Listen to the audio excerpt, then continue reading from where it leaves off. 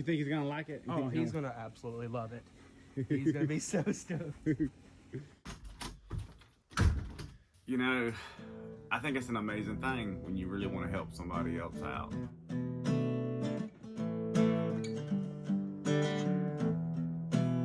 Y'all give it up for Mr. Perkins here.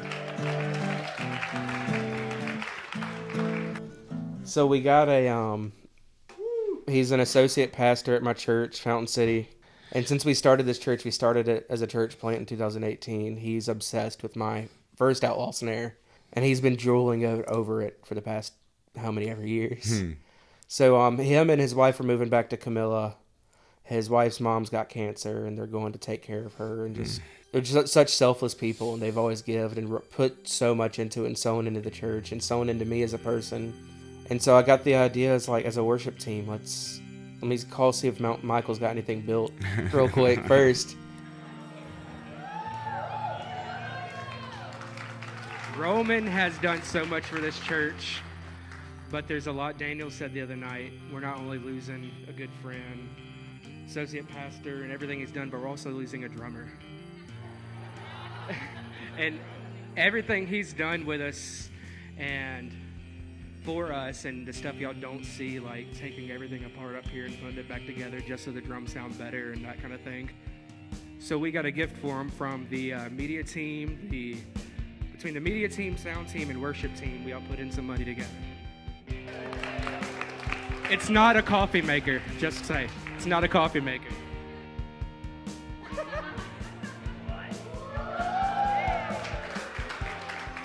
To explain this to y'all, when we first started this church, I have a custom snare that he has been drooling over for the past 6 years. This snare is made from the trim of an old farmhouse built in the 1940s. It's segmented oak, and the drum maker out of Sylvester, Georgia, near his area where he's moving. We live in 15 minutes from Sylvester. Yeah, so this drum's from Sylvester, from his home area. It is a one of one. Nothing like it in the world. Never will be another one.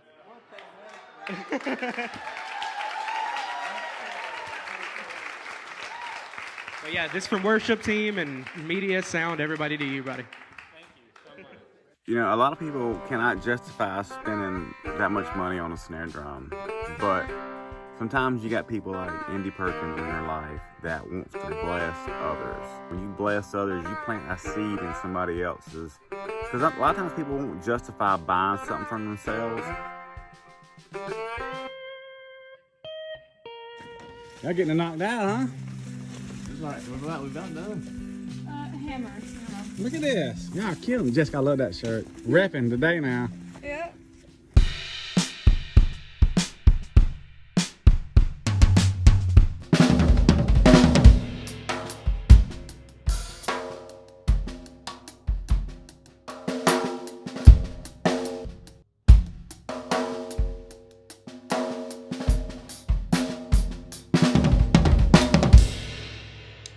Oh my gosh, dude. Yeah.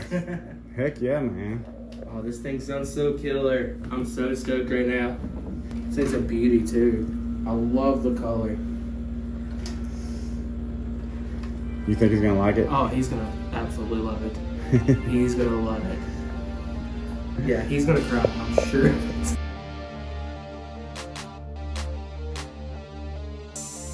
Hello, everybody. I want to welcome you to another episode of the Outlaw Process podcast show. And today I got a dear friend of mine and an amazing drummer friend, too. Andy Perkins. And he's been a long time friend of mine and drum customer. And we just kind of get back together. He bought one of the first Outlaw drums, stave snare drums, a long time ago. Mm-hmm. And yeah, so Andy, yeah, tell me a little bit about yourself, man, and what's been going on. Yeah, I'm 33 years old. Been drumming since I was 3, probably.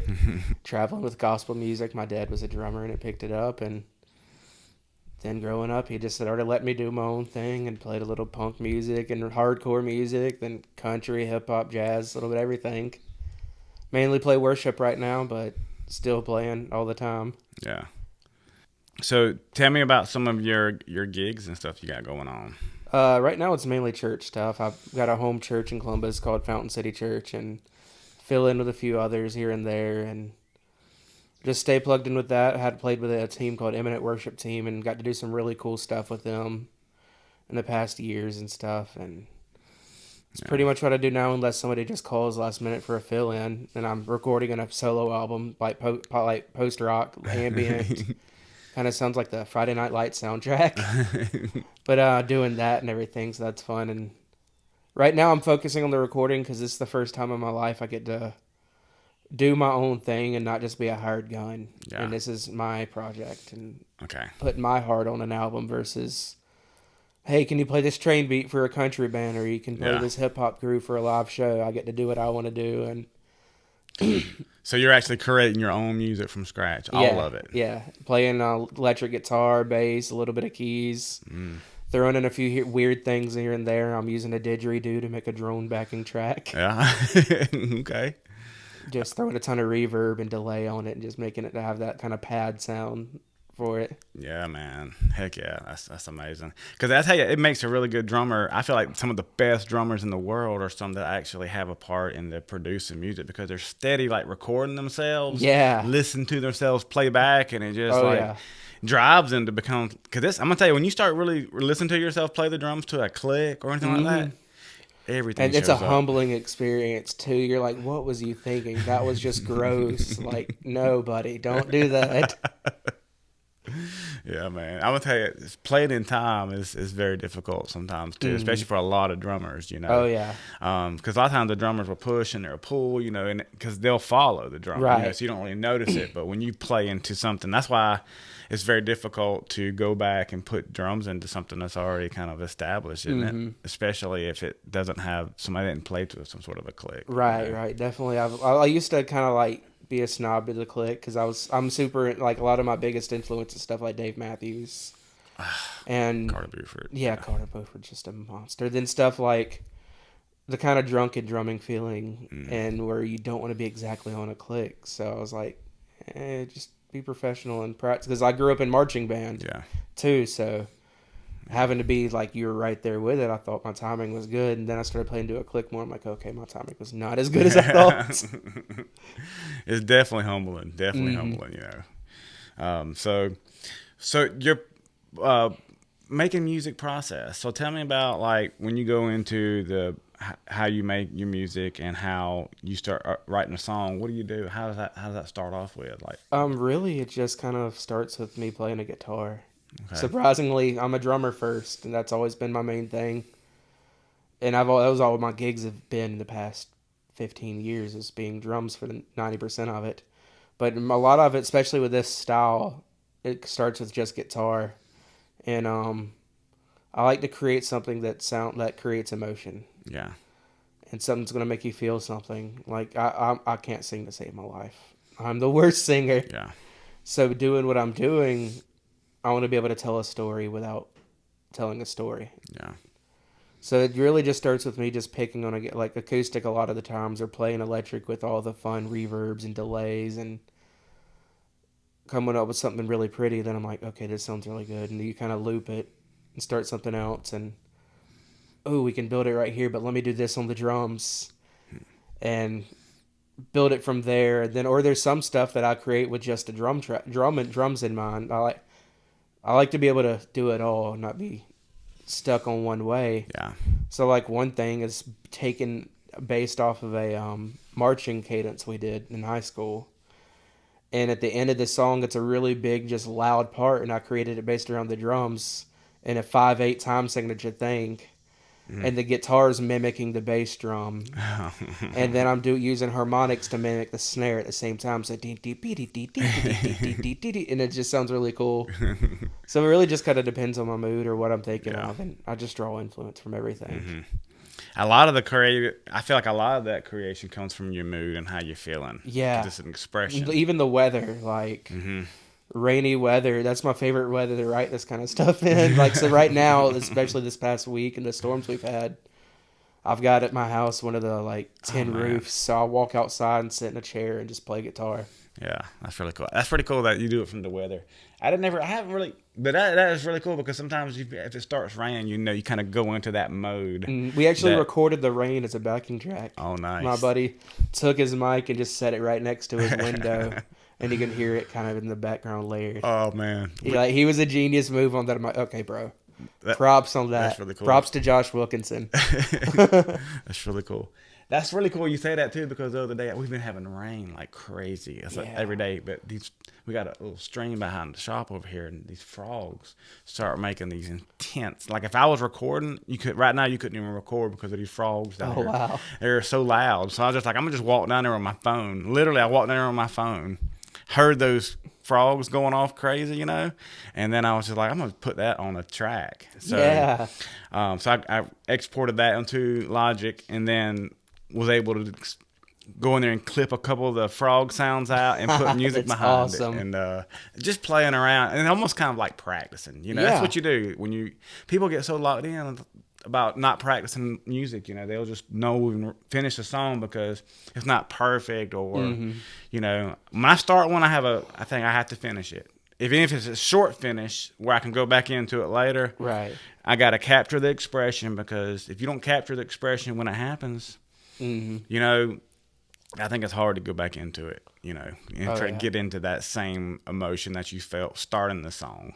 Right. Especially if it's like you have to wait like a week or so. Like, I'm like, I'm not even in the same mood I was the other day. And it don't even go the same way. It goes like right or left, or maybe even back a U-turn the other way around. Yeah.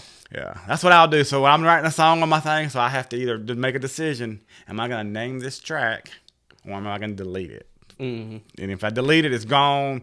That inspiration didn't kick. And sometimes I'll delete them a lot of the times before I'll save it, because to save it means I got to come back to it and obligate myself to finish it. Right.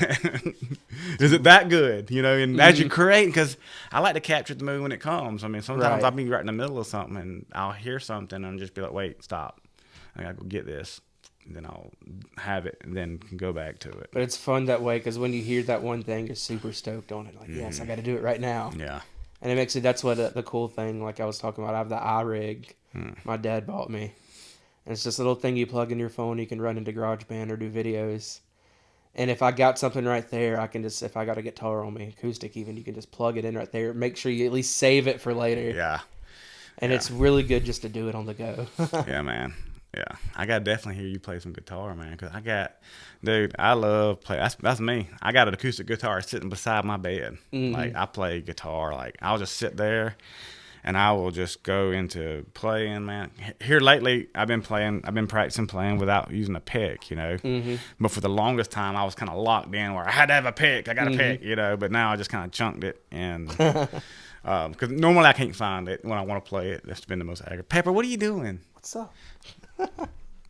He ran off yesterday. I went to go leave, and he was gone. Jeez.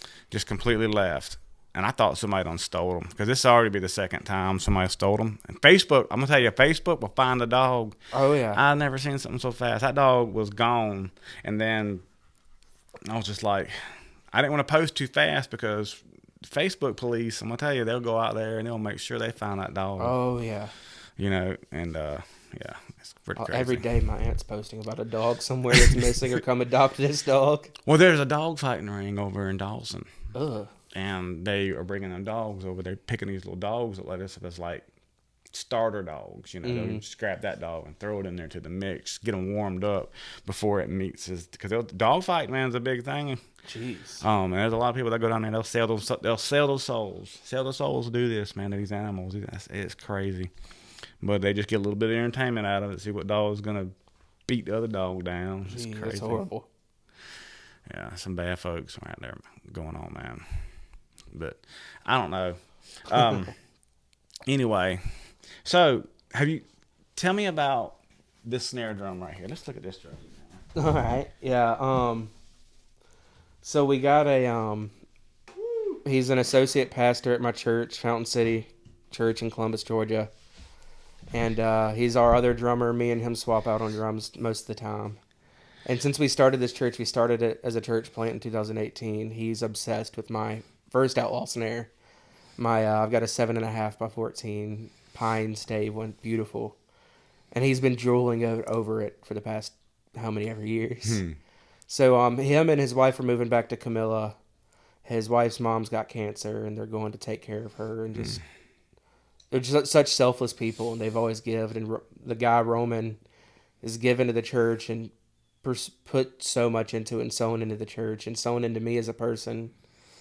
And so I got the idea as a worship team, let me call see if Mount Michael's got anything built real quick first, and then I was like, let's get him one. So me and the rest of our worship team and our media and sound team all threw in money together to get him this snare. And this Sunday we're presenting it to him, and I know I'm gonna cry. He's probably gonna cry. Oh man, We've all cried several times talking about them two leaving because they're just such a precious part of our church. And honestly, I don't know where I'd be today without. I mean, you can say that and it sounds cheesy, but I've went through a bunch of stuff the past 6-7 years, and he was always the dude that's right there and always texted me when I needed, even though I had nothing to do with anything. Like, hey, here's a video. What if the worship team was super into emo music? This is what it would sound like. And it's something to make me laugh when I'm going through a dark moment in the middle of the night and stuff. And Roman's been such a great dude, him and Sarah both. So, yeah, we're giving him this snare, and I couldn't be more excited. I'm more excited to give this to him than I was when I picked up my first one here. Yeah, man. Definitely. So tell me about that experience. The very first time that you came out here, was it 2011? 13, I think. 13? 13, I'm thinking. Okay, 2013. We've been in business for 2 years, I think. Something like that. Officially. Like, we had a few years before that playing and practicing and getting it dialed in and just trying to come up with just something different, because there wasn't no YouTube. We just tried it. Tried it and just, does that work? No, let's do this. Does this work? Well, how do you mill the outside of it around? How do you do the inside? Trial and error. And so how'd you come up with okay, so you saw an Instagram post or I saw something? Instagram, or I don't remember which one it was. I'm a gear geek, so I like looking at everything that's not known, and the boutique stuff and the unique stuff, and I'm a history guy too. I love history. And I saw your stuff, and it talked about being from the old farmhouse that was built in 1870 something, I think. And I'm like, he's taking a part of history and turning it into my favorite thing in the world. Like, I am geeking out right now. So I just talked to you, and we talked a few times, and I gave you specifications, like what size and everything. And me and my dad came out here and to come pick it up, and took some photos and played some drums and looked some other drums and stuff and what you built. And I'm just like in awe, and like, this is like the coolest job in the world. It's like, and such talent too, like just making something. And the snare I had, or have not had, as you can see the nail holes in it and everything. And it's just really unique. It's a one of a one drum. Yeah. And nothing will ever sound like it in the world. That's true. And just, I don't know, it was just really cool. And I've been playing that as my main snare since then. And I mean, I've got other snares, but I've had so many people drool over it and just be like, this is beautiful. And some huge artists I've met in the past, and they're just like, what is this? Yeah. And I get to tell them a cool story too. And like, yo, check out this company out in the middle of nowhere, Georgia. They're amazing. Bro, thank you so much for that, man. Heck yeah.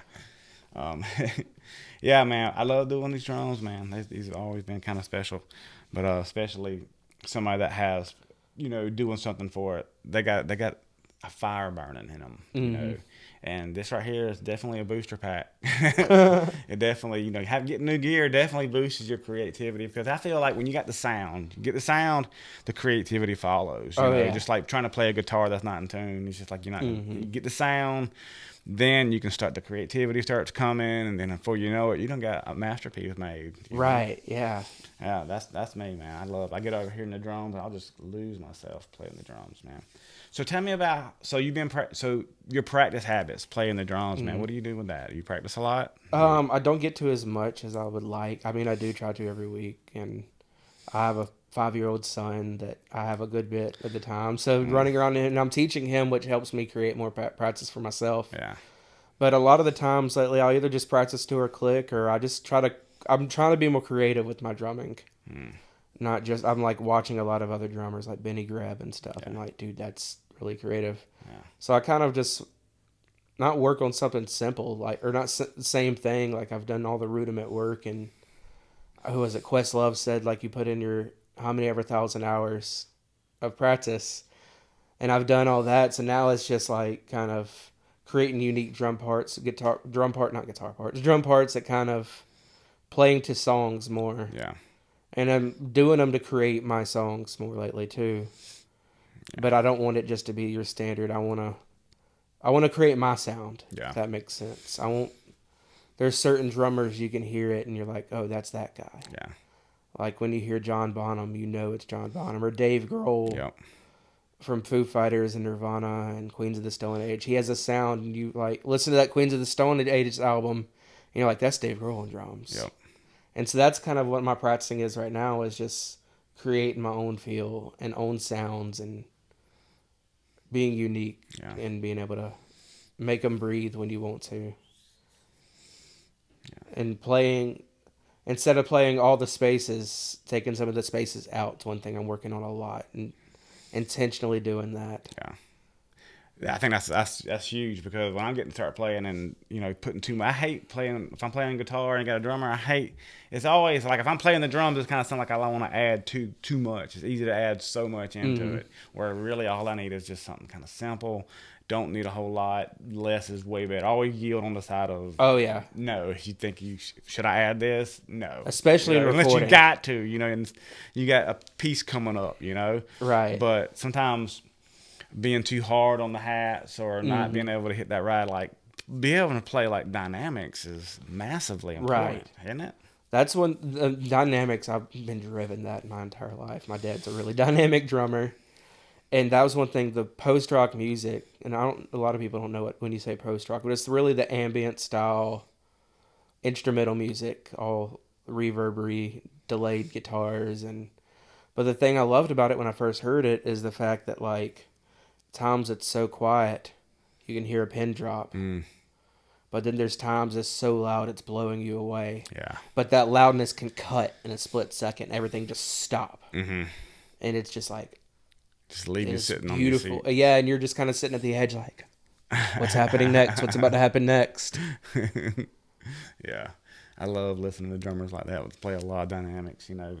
Right now, I'm really liking listening to Stanton more. His playing has a lot of dynamics on it, too. And it's just got that New Orleans style that I'm digging right now. I don't know why I'm digging that kind of music right now. Just is resonating with me. You ever heard It may of change, Mark Broussard? Mm-hmm. Yeah. We did the girl I drummed for a while back. We did a cover of the song Home by him. Ooh. And it started off with just the drums and bass. But he was really, less is more. I'm taking notes away instead of adding them to it. And it was just one of those really New Orleans style feel too. Definitely, I get that feel. I love it. Yeah. That's one of my favorite types right there. But, yeah, man, this was a really cool, fun drum to make, man. It was just experimental with some different types of woods. I had some old oak wood sitting around, and it wasn't just sitting around. It's been in a house for 75 years on the walls. And it's a house right down the road here. I had somebody call me and say they're getting ready to demo this place over here, and these are some of the boards that's been in the house for all those years. And when you get wood that's already kind of been climate acclimated, you know, just like on an old guitar, you know, it resonates. It's had longer time to like dry out, which affects the cells inside of it. And we got in there and was taking it apart, and these were, and some of the boards from is actually some of the the molding when we milled it, you know. And that's just as different, you know, because we make drums kind of like milling them around. A lot of people make drums, they'll bend them around like an apply, or they'll just have one piece bend it around thin, and then have a scarf joint on the side that glues them together. You know, I think there's definitely pros and cons with all kinds of different types of drums, you know. What type of drums do you like? Honestly, it's one of those, I've learned to geek out on different woods too. And that's one reason I like the pine or like the oak. But depends on what I'm playing nowadays. Yeah. I've gotten to the point where I would love to have different kits and everything. But I really like the older sounding stuff, vintagey sounding. Like, it switches over time with my age, especially too. Like at one point, like my main kit right now is a Pearl Masters maple, and I liked it because it sounded modern and bright and everything. But now I kind of want to lean into less plies on it and older wood, and I love the vintage like Gretsch kits and Yeah. everything. Yeah. But I love with my snares though. I love like you said, the old stuff, and it kind of reminds me of like they say about Koa guitars. Like the older they are, the more sound's going to come out. Mm-hmm. Yeah. And I like the thickness of them and everything too. It just Yeah. I think that definitely helps. You know, having the thicker drum definitely resonates different. Anytime you put different types of wood together, it makes different. Yeah, and then the older it gets, the sound does start to change. I mean, I got a crappy guitar I bought at a pawn shop, and it wasn't a crappy guitar at the time. It was only like $200. I bought one, and it had a solid wood. I made sure it had it had a solid spruce top, you know, and it sounded okay. And I think the reason why it sounded okay because it was set up good, you know, because that's the big thing on the guitar is having it set up good, I think. And then, so I've been playing that guitar. I got like 2 years before my son was born. I used to play the guitar and then the other day I was playing the guitar some, and it was the same guitar that he's like he's almost 17 now, and it's just like. You see the guitar and you can just hear the sound. It's like, man, this guitar is just sounding better and better and better. Well, it's funny. I got this. 2020. I was at a pawn shop just looking at what they had, and this old lady comes and brings this bass in, and it had a logo that said Honda on it, like Honda, not like Hondos, those old basses they used to make in the 70s. But it said Honda, and nobody knew at the pawn shop what it is. I have no clue what it is. It's just this old jazz bass, and it has like the big old metal humbuckers in it. And they wouldn't take it from her. So I was heading to my truck, and she walks out. She goes, "You look like you're a musician. Do you want this?" I'm like, I'm broke right now. I'm sorry. No, she goes, "No, you can have it." I'm like, okay.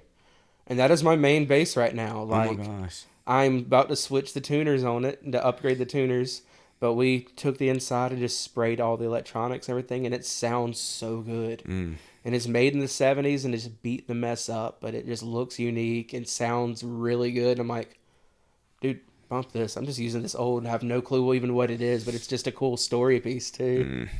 Wow, man. That's really cool, man. Really cool. So you got any crazy ass stories to tell about playing the drums? Any kind of stories? I was working with an event at the Columbus River Center. It was a Power and Love conference with this evangelist named Todd White. And during it, I get to the venue one day, and the guitar player's like, "Dude, have you been in the green room?" I'm like, "Nah, I just got here, dude." And he goes, "Well, Brian Welch from Korn's here." Wait, what? And I grew up loving heavy music, and like especially in the early 2000s era when that kind of music was the most popular thing on TV. Yeah. And I'm like, and I walk in the green room, and he's like, "Yeah, what's up, bro?" Brian, and shakes my hand. And before the doors opened, he came on stage with me, and he like grabbed a guitar and played Blind with me. And that was just a really cool one. Oh man. As far as funny goes, Easter service this past year, the beater out of the kick drum pedal at church flies out. Like nails me in the top of the leg. Easter service Sunday, which is one of the most packed services, and I'm like, I don't know what to do. So I start playing on the floor tom. I had one of the big fat snares on the floor tom and using it as a kick. And I'm panicking because it's one of those songs that just has a super huge build. It was I think Gratitude by Brandon Lake, maybe. Oh man. It was one of those styles, but it's one of those where you just like nail it, and I'm just crashing on both rides normally, and 16th notes on the kick, and I'm like, this is gonna sound really weak. So I'm playing that floor tom, and I ended up sending the clip to my dad. I'm like, can you tell a difference that there's no kick drum in there? And he's like, no, sounds good to me. And if my dad passes my by, he's like my most critical. He's taught me and everything, and like he's always messed with me. Like if he's doing sound, he'll be in my in-ear and have the talkback mic from the thing going, "You suck." Like, what's going on? Like, just to mess with me. Or he'll start counting off time or counting a different time signature in the mic, and I'm sitting there just staring at him. So if Dad says it's good, I trust it's good. Yeah. So I'm like, okay. And everybody else is like, "Dude, you killed it today." I'm like, "My pedal broke." And they're like, "I couldn't tell." I'm like, "Okay." Oh man. But there was that sheer look of panic, and I'm like, uh-oh. Yeah. I can't stand playing and getting your glasses caught behind you thing and scoot your glasses across the room. Yep, done that. Just like almost hit I somebody. hit the dog one time with the glasses. The stick hit the glasses flew, hits the dog starts yelping. Yeah, man. So tell me about your beater that you use. I've got one of the right now. I've got one of the original beaters you made. The hammer. Yeah. The hammer. I've got that. I'll switch off between that and just a regular DW felt if I don't want that solid. Yeah, that solid thick. Yeah. So I'll switch off between those two majority of the time. Or sometimes if I'll do a double pedal. I haven't played double bass since like 2012. Actually, since before I got my outlaw snare. Because I played metal for years and I'm like, okay, I'm over this. I'm going to need to do more stuff than just metal. So it didn't play, and I'd stopped setting up my double pedal until I was playing a gig at Callaway Gardens. We were playing the summer concert series, and it's one of those 3.5 hour sets in the middle of July, and it's 90-something degrees outside, and I got a calf cramp. Ugh. And so I like in the middle of that, I'm trying to stretch my leg, and it's another one of those bringing the floor tom to make up for no bass drum. And it was in the middle of Freebird, the fast part. So our guitar player's just whizzing, and I'm like, ow, ow, ow, I'm just panicking. And so after that gig, I'm like, okay, I'm setting the double pedal up now. If I get a cramp or something breaks, I just bring in my left foot. Oh man. So then I started doing playing even more gigs where you play 40 songs in one gig, and it's all different types. So I put the outlaw beater on one side of the double pedal, the felt beater on the other one, and I could just have two different sounds on it and just, okay, if this one's a more rocking one, Yeah. and we just need to beat the mess out of them. All right, I got the outlaw. We need to keep it smooth, or I want a sound that sounds like, or I'd like even doing like, a lot of modern country, it's the pop country, they have the samples and stuff. Yeah. Before I had a sample pad, I'd sit there and put a ton of pressure with my right leg on the kick drum and keep it as dense and have a different sound using my left leg to make it a more muted doot versus a booming sound. Yeah. So those are my main two, just a regular standard DW and then my old outlaw hammer. Heck yeah, man. Yeah, you got one of those original ones too, man. Yeah. Yeah. See, a lot. That's really cool, man. That's really cool. This is so awesome, man. You coming over here and talking with us, and man, and we're being, because it's really awesome, man. It looks like you've changed them up some, huh? A little bit. These are just some different ones that I've been messing around with. This one's actually pecan. Oh, wow. Oh, yeah. Look how hard that is. Jeez. Feels harder than oak. It feels harder than that. Yeah. Yeah. Yeah. Oh, but that's a monster. I think I'll almost go through it. This thing is a little bit lighter there. That's made out of an old piano right there. Oh, that's cool. Oh, that one you can just finesse the mess out of that one. It's kind of like almost a little off. It's kind of light. This is kind of real fast. Oh, So yeah. It's kind of bam, bam, bam. I'll throw that on one of the direct drive pedals. You can fly with it. Yeah, that's dope. Does the holes or anything? Is that just how the wood was? Or? Yeah. Yeah. Well, I antiqued them, I spiced them up a little bit. Yeah. I turned them on the lathe, and then once I turned them on the lathe, I went through it and just went over the whole thing and just Oh, okay. antiqued it. But that makes a unique sound too with it too. That's cool. I like that. It's just, like I said, just different unique stuff. It's Oh, just, yeah. I love something different and something unique, and I'm just thinking about, man. So many people are just like building drums right now, and they're just, they're all they're doing is just pull them out of molds. Just, no care, no, just Or the whole let's buy Keller shells and just customize them. And a lot of your drum companies these days, they're all Keller shells, and even DW was at Keller shells at one point too. And I love watching their stuff with John Good, and that's how I learned about the woods, is watching the John Good videos and watching your videos. Very And cool. he'll talk about the grain patterns and everything and the different sounds, and then learning from that. Then I'll watch your videos, and especially because nobody builds drums out of pine and stuff like Yeah. that. So it's like that was one thing I loved about getting a pine snare is like nobody's got this. Nobody's got a pine snare, that's for sure. Like, yeah, what kind of wood is that? I'm like, it's pine. They're like, what? I'm like, yeah, heart pine. It messes people up, man. It does. It does mess them up because some of the, no matter what, I don't care how good that drum sounds, man. People are gonna say, just because of the fact that it's pine. That's it. I mean, they're just like, no, it's got to be maple. It's got to be this or that, you know.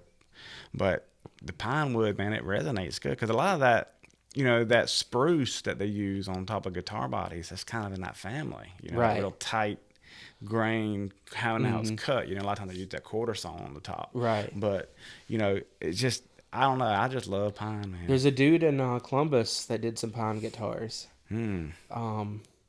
He took kind of like what you did. He did this like a few years after you, and I think he actually mentioned you to me before.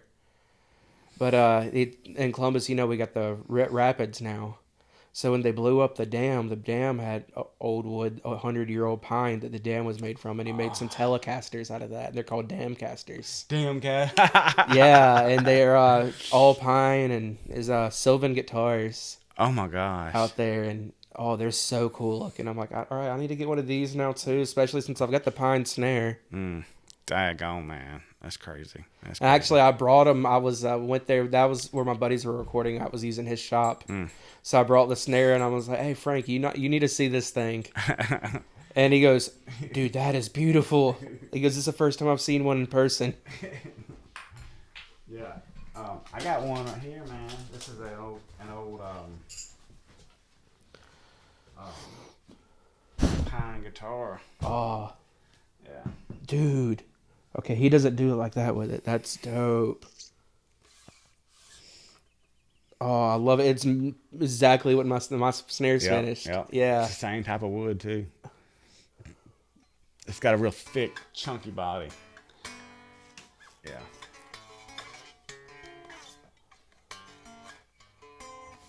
Oh, plays beautifully too. Yeah, man. Action setup killer. Oh, that is beautiful. How hard was it carving into it, like with the jack plate and everything? Yeah, you got to be real careful, real easy with Yeah. it. Oh, and I love the knot on the back. That's sick. Is the neck and everything made from it too? The neck's actually made out of maple. I didn't really Okay. want to make the neck out of pine. Yeah. But yeah, Chad Oh. Roberts, man. That is beautiful. He set it up for me. He set it up, got to go, put all the stuff together. It was a collaboration that we did. You know, 'cause when he was in this, he had a guitar business called Robert Guitars, and we worked together and made this thing, and we called it Outlaw Custom. This is number 2. Yeah. The first one is sold at a local plantation here locally. Oh, wow. And this is number 2. So definitely going to probably, I'd like to do, 10 of these bad boys. Yeah. And they're just different, unique, and it's all about the history, man. I love it. This is some of the same wood that your snare was, Oh, okay. your That's Crow project. in that case, I need a Telecaster with one of those. And that's what I love. I love the history. Like, I remember one of your videos, the first ones I saw, was talking about if wood could talk, if these walls could talk. And, like, just, I could picture making just an old timey bluesy sound, country sound with one of these just to match the wood. Yeah. Oh man, that would be cool. So when you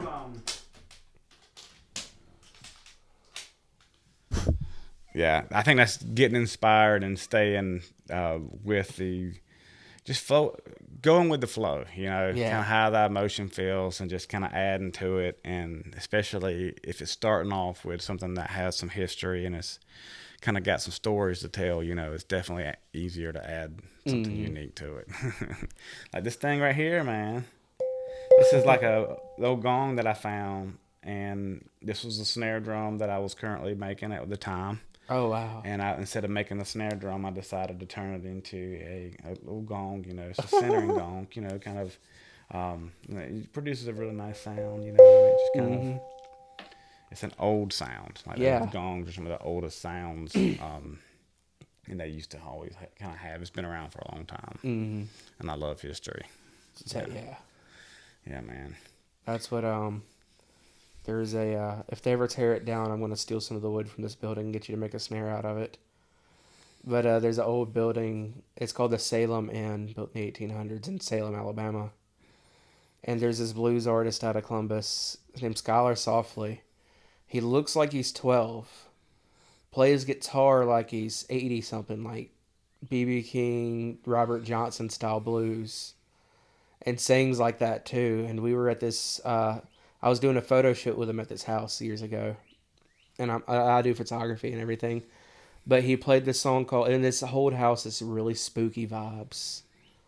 Like it's said to be haunted. Like you hear the stories and everything, and it's just these old house. It used to be like a Mason lodge and a school and an inn and stuff. But I was like, all right, I don't want you to pose when I take these pictures because pose pictures are horrible to me. Yeah. Play guitar for me. And he's sitting there in the middle of this old house and there's nothing in it. And he's playing a song called Malted Milk by Robert Johnson. And you can hear his acoustic and his voice echoing through the house and just traveling. And he's talking about, I forgot the word something, but there must be spooks around my bed. I'm starting to hear things. And is it that or is it the malted milk that I drank? But he's singing these words and it's just bringing the vibes to the house. I'm just like, to this day, it's one of the funnest photo shoots I've ever done. Oh my gosh. So yeah, so you're gonna start picking up photography, man. That's pretty cool. That's pretty cool. Because I noticed some of the, speaking of photography, that picture that you sent me. Tell me about that picture you sent me, your baby. Okay, yeah. My son Jackson, he just turned 5 on the 5th of June, actually. So my snare drum, I will never get rid of it. Just it's so many sentimental values to it. But before he was born, me and his mom did the gender reveal with it, that snare. We did. I took some old, the head drumsticks, the ones with the metal shafts. Me and my dad hacksawed some up just to get the hollow stick part. Put the powder inside, and I did like a drum roll, and blue powder came out, and that was how we announced he's going to be a boy that we're having. Oh my gosh! So we took that, and I've actually got the that snare head that we used for it. I took it off the snare because it's still got blue powder in it, and I've got it hanging. And I had a friend write like Daniel Jackson Perkins, it's a boy on it, and I just got it kind of hanging now. So then after he was born, there's an amazing musician named Stephen Thompson out of Columbus, and he's who encouraged me to take up photography originally. I got to work on some projects with him with some jazz stuff. I mean, he plays bass, and he's one of those drummers that makes me want to quit. That he's just so good. I'm like, I'm not even good, dude. What's going on? Yeah. But Steve came and did our newborn photo shoot, and he came in the house, and we put the snare drum on the floor and set Jackson on the snare drum, and he was like a week or 2 old at that time. And just took that photo of him, and that's one of my favorite photos. So I posted it the other day for his birthday. Like, can't believe he's 5 years old now. That's crazy, man. That's crazy. Hey, I'm gonna take a pause just for a second. Yeah. I want to get this. I want to get this drum. But I'm just still working on it now. It's super raw. But this is one that I was making out of the old piano. Oh, the piano?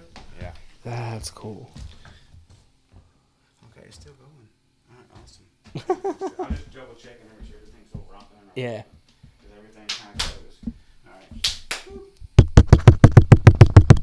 Kind of fix this stuff here.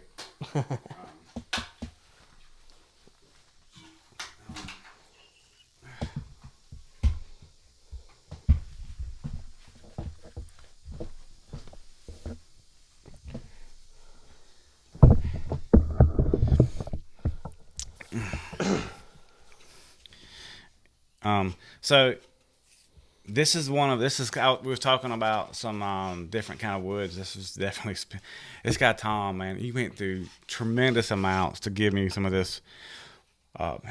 He brought me this piano, and this piano was just like, it was made. It was from his band director, and it's basically been passed down, and it kind of got to where it got put into a basement and then never used.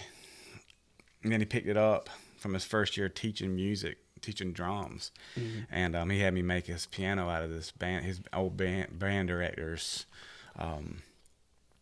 piano, and just kind of give me the same, just whatever I wanted to do with it, you know. And I'm currently making a YouTube video, kind of going through the whole process of the process and steps we used to make this drum, man. You talking about, like, this thing was so aggravating to cut out, man. And it definitely, they actually, because this wood here is telling a story too, because this wood here is just feel how light that wood is. Oh wow, that's super light. So a drum like that would be a lot. It'd be very resonant. Yeah. What type of wood is it? It's rosewood, spruce, and fir. That's so cool. Yeah, that's some of that. It's definitely, and that rosewood is real hard, and that Yeah. fir is going to be kind of closer to that pine kind of range, you know. And they wrestled that piano. I don't know if you ever picked up a piano. Oh yeah. But Oh they yeah. can weigh over 500 pounds. Yeah. And these guys, I mean, it was a process. They was taking it apart. It's no easy task either. Them things are not made to take apart. Oh yeah. So he's in there with bolt cutters and trying to pry out that Jeez. center guts, and he's videotaping the whole thing, and it's falling down. And he sent me this video content to go with this drum here, and this is actually part of it. I mean, I made 2 of them. This one didn't come out just perfect, just because it had a few flaws with the shell when I was milling it. Sometimes these drums, man, when you're milling a wood shell, they can mess up. And Oh, yeah. things happen, you know. And I always try to make 2 when I'm doing a custom drum, just so I can pick the best one out. Right. You know.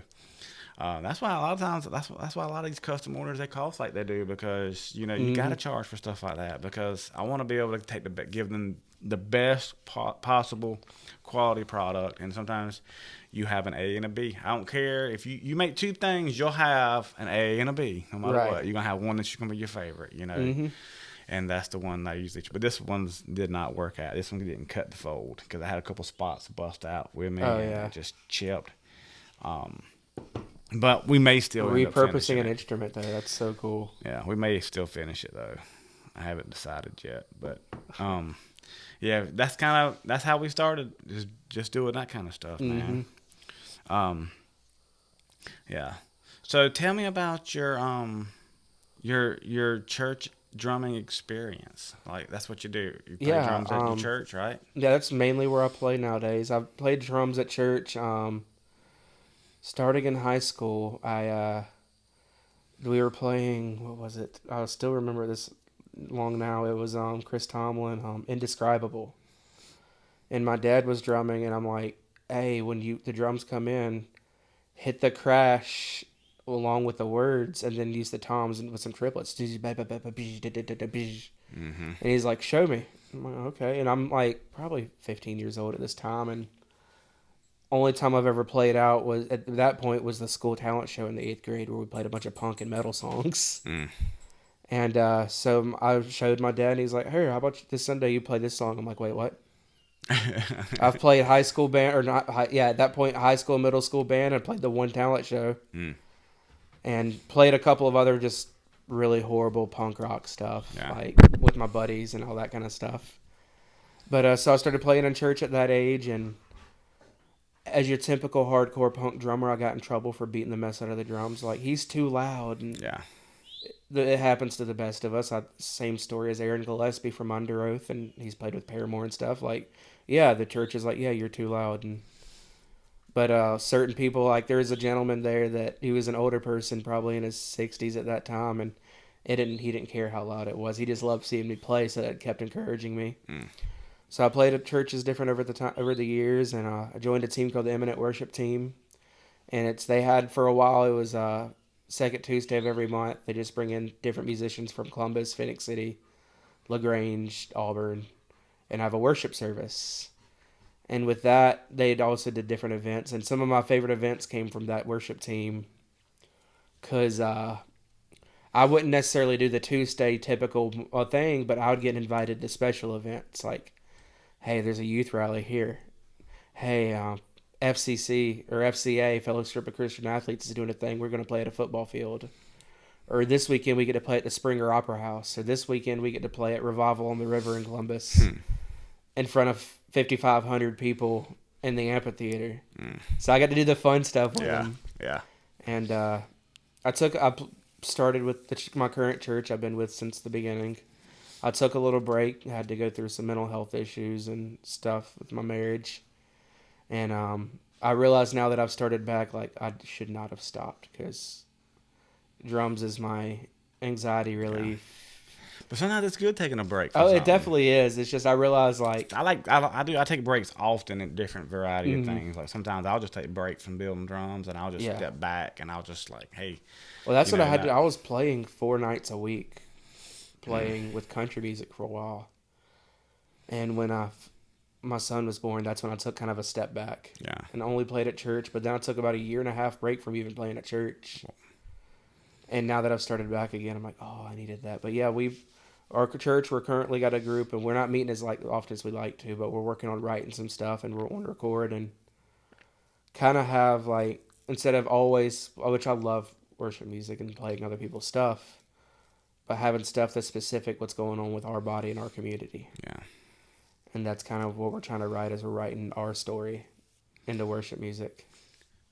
That's pretty awesome. So your style of drumming, being a punk drummer, does it kind of influence, like, so you're a punk drummer, right? Well, I was for a while. I take a little bit of everything. I don't call myself one thing anymore. I just, at the time when But I first played, that was kind of that's what you were when you first started, right? So to go from that to being a worship drummer, was that a challenge, or did you really have to put the brakes on? I did at the time have to put the brakes on because I'd want to sit there and use double pedal all the time and throw in breakdowns and stuff like that. And I'm like, okay, you got to step back from all that. Yeah. And I've grew up and I've played multiple genres. Anything you could think of, I've played at some kind of gig at some kind of level, whether it be worship or I did country for a while. I did hip hop and even got to open up for like Mac Miller and Wiz Khalifa at one point. Oh man. And Auburn and jazz gigs and funk and soul and funk and stuff with grooves, like my favorite thing. Yeah. But I'll still add punk influences, like especially with modern worship music. There's times where they want you to rock out. So my cousin will be like, who's one of my best friends, he's like, dude, was you just playing Sugar We're Going Down by Fall Out Boy during that point? I'm like, yes, I was. I was straight up playing Fall Out Boy at church. But it fit well, so everybody's cool with it. Yeah. Don't you like when you get that nod to like go with it? To go? Yeah, or like... the other Sunday, my pastor looks at me and goes like, go off, play loud. Yeah. And it was during a small section, so I had to build it back up. But he's like, watching when my pastor gives me that look, just you feel free to do what you want. And I'm like, okay. Yep. But even when I grew up on stuff, like my dad liked funk music a lot and stuff, and soul. I love funk drummers, man. So even when I played hardcore and punk music, my stuff always swung. Mm-hmm. Like you heard a little more groove than just straight do. Yeah. Like it always had a swing to it, even with heavy music. Yeah. And I would say that's kind of stuff's a lot of my biggest influence. Just my dad's my biggest influence, really. Yeah, man, that's amazing. My dad didn't play music like that. He loved music, but he didn't play. He was building all the time. I kind of picked up music. I didn't even start playing the drums until I was like 26. Oh wow! I never even sat behind a keyboard. But once I did, I always was going around tapping my whole life. That's how you know you're a drummer, man. Oh yeah, we used to get yelled at in high school. I mean, yeah, that drum set. That's my first drum set. Was that school desk, man, and pencils and. Well, especially the kind of schools I went to, lunchroom was based on doing beats on the table and people rap battling each other. Yeah. And the schools in Phoenix City and everything, so everybody do those simple beats with your pencil and everything. Man, that's really cool, man. But yeah, my dad's a huge influence, and my mom, even she wasn't a drummer. She played flute and piccolo and piano and stuff, but she got to march at University of Alabama, so I got to not march with them, but to play with their band as a middle schooler. Yeah. And getting to be around college drummers and the head of percussion giving you lessons. So I try to take in everything I can. Yeah. For my style, and you can definitely hear it in my playing a lot more. So let me ask you a question, a personal question, a serious question about God. Mm-hmm. Do you like your walk? So when you playing the drums and you are it's basically an expression of worship, you know, when you get into that's why some of the church drummers are some of the most happiest drummers in the world. It's at like a point to where you like, what are you thinking about when you're in that moment? Really, I mean, I'll be honest. I'll have times where I'm not in the moment, in the spirit-filled moment, and I'm just thinking strictly about music. But there's times like I noticed my best times where I sound the best is where I can. I guess I do have a little bit of a Pentecostal background in my more recent years than I did Like folks growing will just up. get up and start running up and down. Sometimes I love you just have playing people drums that at dance and churches everything. like that. And like I grew up in a super strict church, but more out, and I've noticed my best playing when I do the best is those moments I feel like I'm playing in the spirit. Like I don't speak in tongues, I never have. I've witnessed healings and stuff like that, but like when I just let go and I just close my eyes, nobody's around me, and I'm just playing to the song and we're going and just rocking out.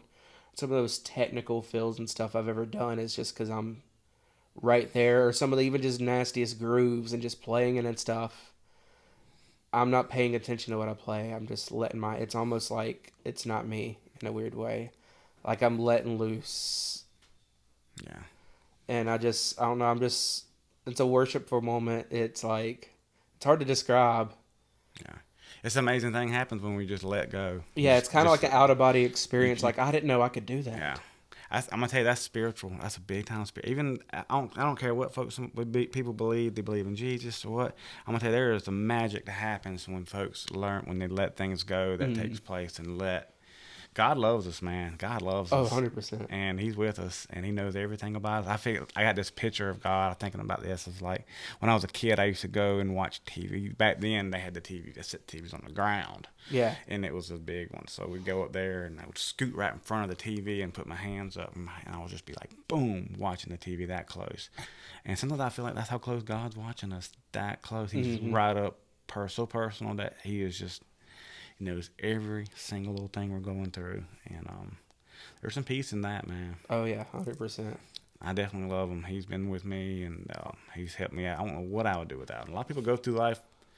I'm lucky. Don't even know who stuff God I've is. been through the past, especially 2018 or 2019, 2020. If it wasn't for God and my church family, I'd be in a low, dark place right now. Yeah.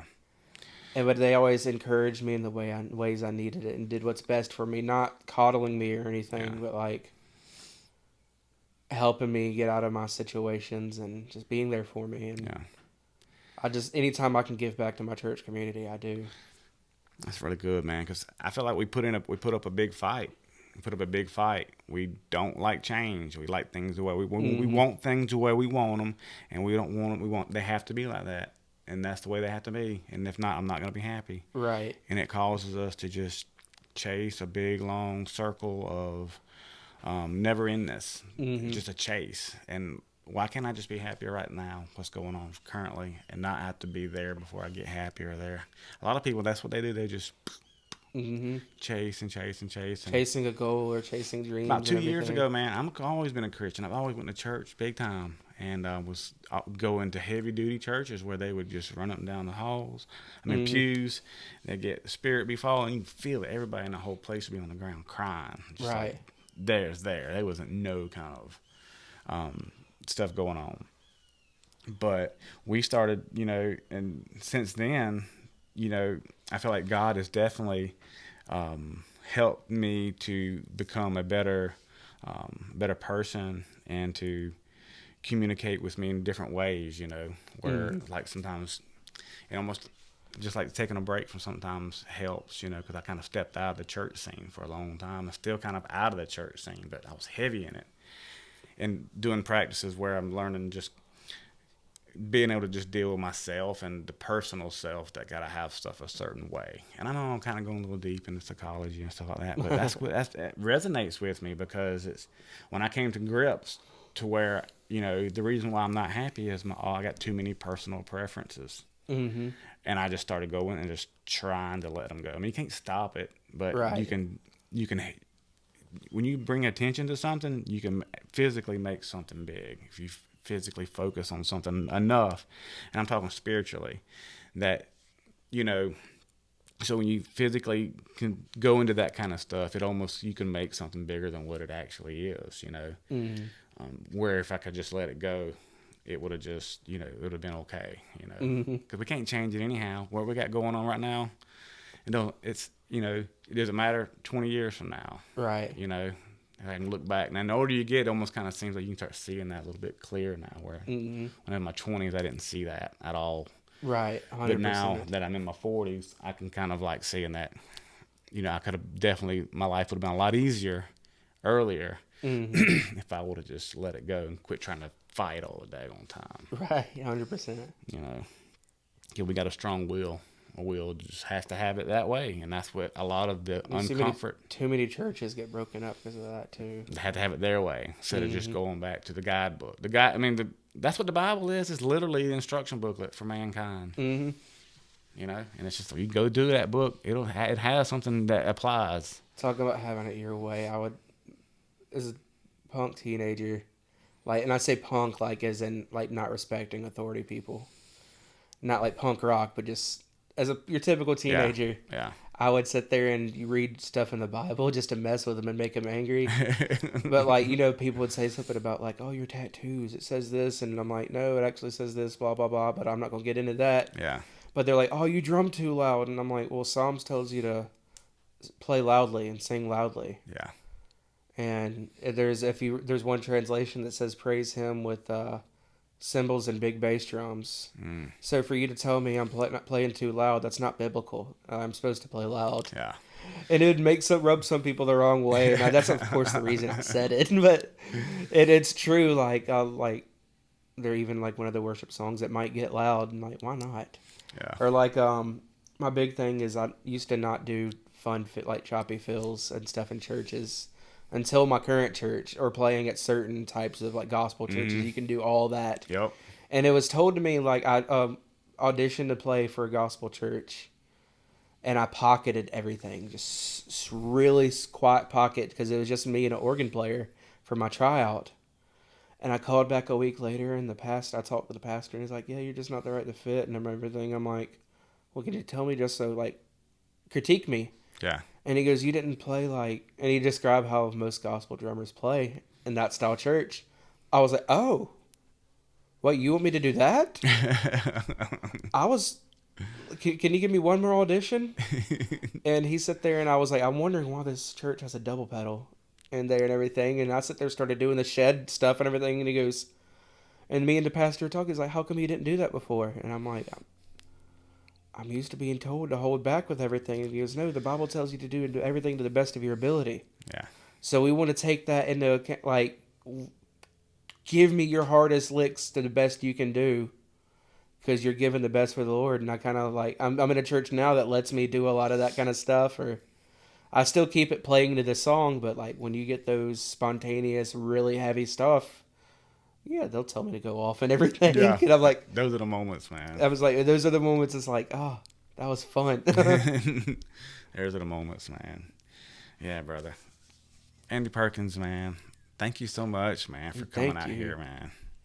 It's always great talking to you, and I love looking. Your drums are just straight artwork. I love it. It's beautiful. Oh man, you're awesome, man. You're awesome, man. I sure do appreciate you Appreciate coming it, out, yes, sir. coming down from Columbus, man. And yes, and bro, you're awesome, bro. Thank you much. Appreciate it. Man. Appreciate you, man. What an amazing guy. What an amazing guy.